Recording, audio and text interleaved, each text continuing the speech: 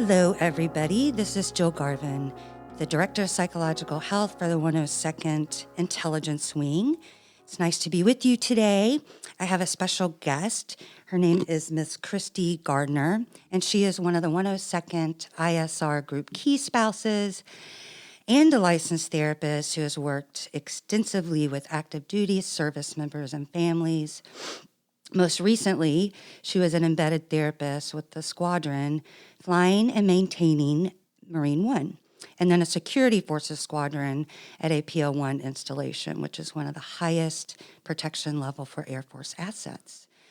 And she is also the spouse of one of our wonderful commanders here, Colonel DeValo. So I appreciate you being here. And you are going to talk about how to go from stress to rest. And so I'm going to let you explain what that means exactly and why it's important, and we'll have a discussion around it. Awesome. Thank Thanks, you. Jill. I'm excited to be here. So going from stress to rest, we are going to look at today some tactics, techniques, and procedures of how to take your body from a stress response into more of a rest response. And it seems like these days, right now, especially with the stress of what's happening in the world around us, as well as some of the isolation and being stuck at home and having our kids with us a lot of the time, and a lot of our activities that we go to for rest and relaxation, we don't have access to right now. Absolutely. So learning some different ways to put your body into a rest state has been one of the top topics that I've been talking to clients and even my friends about this last year. Good. Well, I could use it too. And I definitely have noticed, just with a lot of the folks that come into my office, it is a really stressful time for everybody. It has been. So I love that you're going to give us some ideas on how to rest our nervous system. Yeah, awesome. So the number one thing that I always tell people and has really been an issue in our house is sleep routines. So falling asleep, first of all, right? Like making that nighttime routine. Of course, staying off electronics if you can for an hour before you go to bed. But I know that sometimes a lot of my service members, including my husband, have a hard time falling asleep. So progressive muscle relaxation, or you can also YouTube something called Yoga Nidra. But it's a way to relax your body kind of from head to toe so that you can fall asleep with more ease. I love Yoga Nidra. I listen to that too. We mentioned this on another podcast. Insight Timer. And for folks that don't know what that is, you're not actually doing yoga, but as you're resting and your eyes are closed, you're just focusing kind of like a progressive muscle relaxation, but you're focusing on different parts of your body, and it is so calming. I love yoga. So calming, and it helps, I swear, everyone that I tell it to. Yeah. It has dramatically increased their ability to fall asleep faster and rest deeper. And the other thing that we've really been doing at my house is looking at our devices, like our Apple Watches or Fitbits, and analyzing our sleep patterns. Mm-hmm. And what we noticed is, you can really track things such as staying up later, drinking alcohol, exercising, or shift change times. You can really see how those affect your sleep and your rest abilities. Because it tells you if you're getting really restful, that's replenished sleep. Yep. And it tells you how much of the time you're deep sleeping. Mm-hmm. Like, I am a super light sleeper, so I get about sometimes only 30 minutes to an hour of deep sleep a night. Mm. Where my husband gets about 8 hours of deep sleep. So when I wake up tired every day, I was like, wow, what is going on with me? Like, am I not eating right? Am I not exercising right?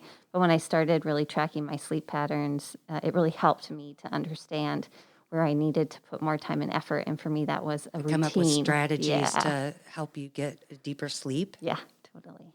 So that was my number one tip for everybody is getting a Fitbit or Apple Watch or using something to track your sleep, and then doing some kind of routine right before bed, like Yoga Nidra or progressive muscle relaxation. And the second one, and I'm pretty sure we've talked about this before, Jill, but breathing. Mm-hmm. We all know how to breathe, but we have to sometimes reteach ourselves how to breathe so that the breath is working for us and not against us. Right? Yes. I like that. And that's one thing that I tell just about everybody that comes into my office, too. It's something that I practice. I remember when that was first suggested to me, I didn't really understand how breathing was going to help. But now it's a habit. So I notice when I'm not deep breathing or I'm shallow, if I'm having some anxiety, I know that I'm not really breathing very well.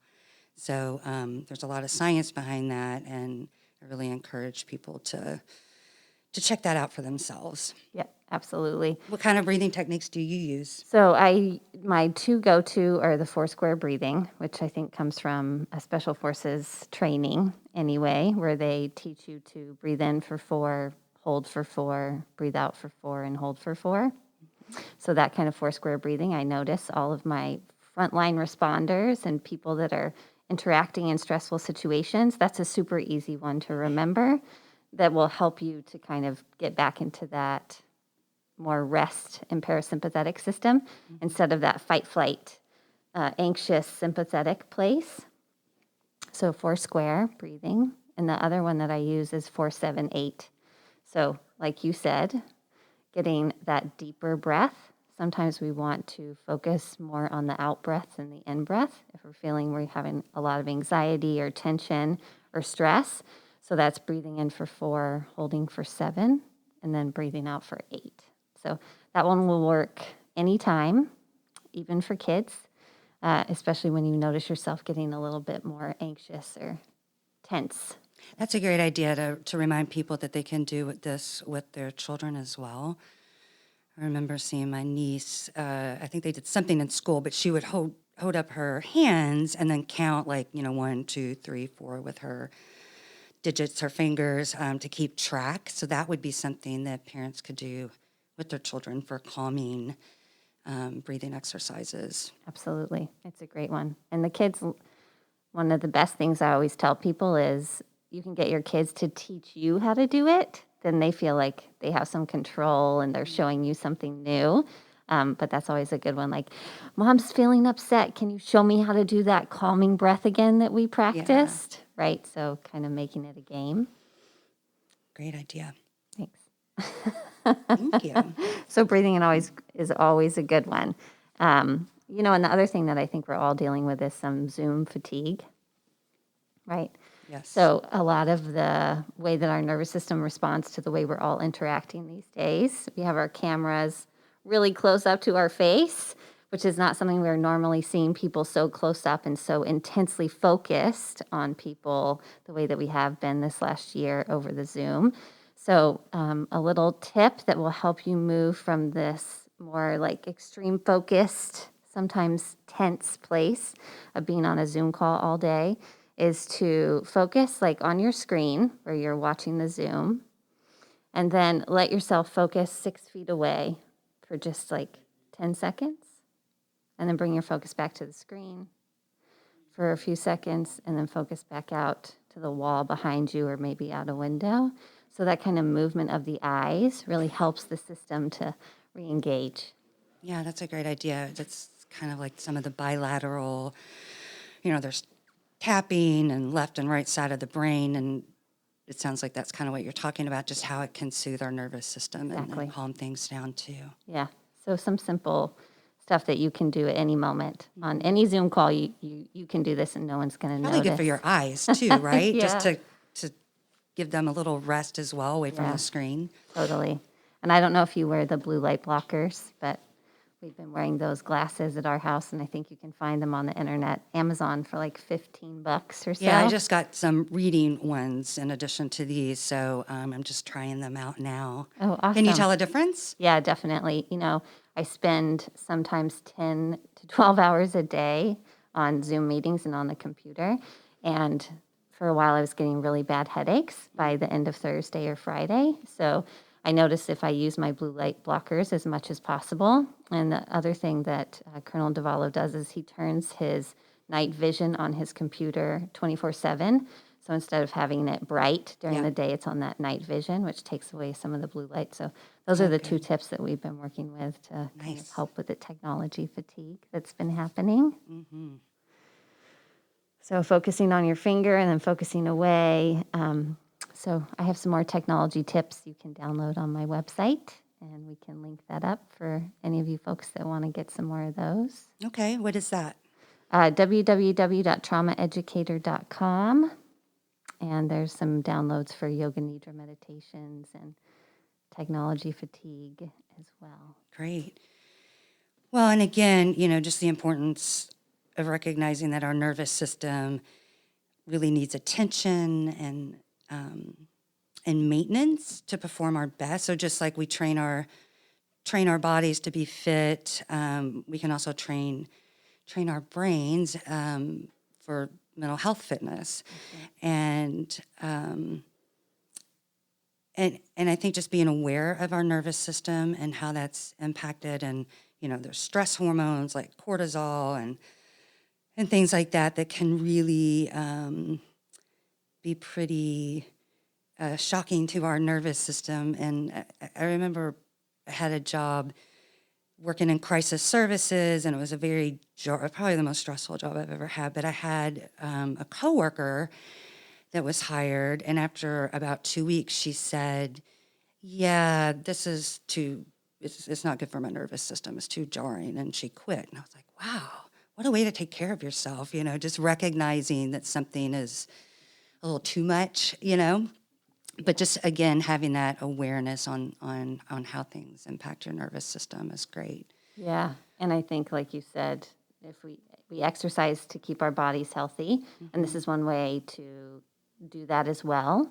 Practicing some of these exercises, looking at your sleep, making space to rest and take care of yourself is like exercising your mind body, right? That connection that we need, because people that have a higher level of stress and tension tend to develop long-term health problems, right? Yes. Higher levels of heart attacks. Ulcers. Yep.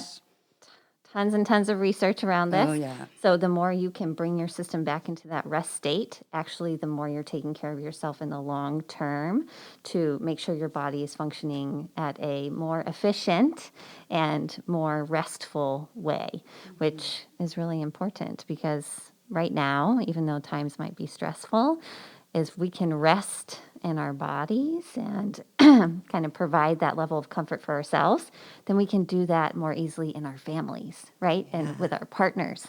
And then that seeps out to our teams and our communities and our larger family systems, which we could all use a little bit more compassion, care, and rest these days. Definitely. Well, it's like the saying, it's important to put on, the oxygen mask on yourself first. If you're taking care of yourself first, your mental health, your physical health, then we're able to take care of others better, and we're in a better position to do that. So, yeah, any other tips that you want to give us? I think just as we move towards spring, which we're all feeling it, I hope, remembering to get outside in nature, and even gardening or spending some time walking amongst the trees or on the canal path or wherever you're at is super helpful. So that's one I'm looking forward to. Me too. I think everybody is. Daylight savings time is coming up. That's right. Not too far away. And for those people, I know some people that struggle with depression or seasonal affective disorder, because we don't always get a lot of sunlight here, really have a hard time motivating themselves to get out or to get some sunlight. So sometimes I'll suggest if you can just go around the block once, and then maybe the next week you can go around twice. If it feels too overwhelming to get back into some kind of fitness routine, just to start really small and set yourself up for success. Absolutely. I love that tip. Yeah. First things first, That's you right. don't have to, and progress, not perfection. I love that saying That's too. right. You don't have to be perfect at anything. Nope. Just Keep it try. simple. Yep. Yeah. Anything else? Nope, that's it. Thank you. Yeah. And then I want to remind everybody of Christy's website, www.traumaeducator.com. And I think you said there's some free things you can download to help with that stress to rest practice. And I encourage folks to think about what sounds right for you, or to try some of these things and see what a good fit is. So thank you so much for being here, and hope to have you back. It's just nice to have short, simple, tangible topics each time for people to use, especially right now during this pandemic. So thank you. Thanks for having me, Jill. You're welcome.